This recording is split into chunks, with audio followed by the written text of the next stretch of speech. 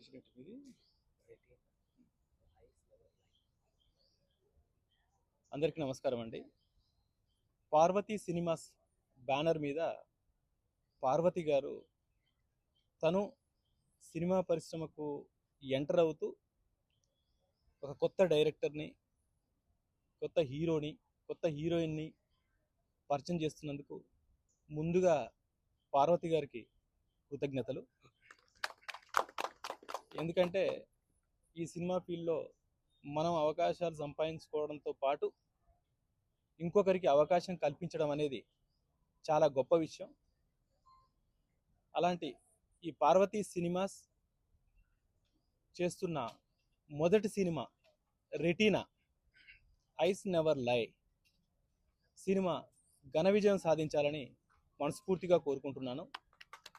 ఈ సినిమా విజయం సాధించి ఈ పార్వతీ సినిమాస్ బ్యానర్ మీద ఇంకా చాలా పెద్ద పెద్ద సినిమాలు చేసి పార్వతి గారు ఈ సినీ పరిశ్రమలో ఒక మహిళా నిర్మాతగా, పెద్ద నిర్మాతగా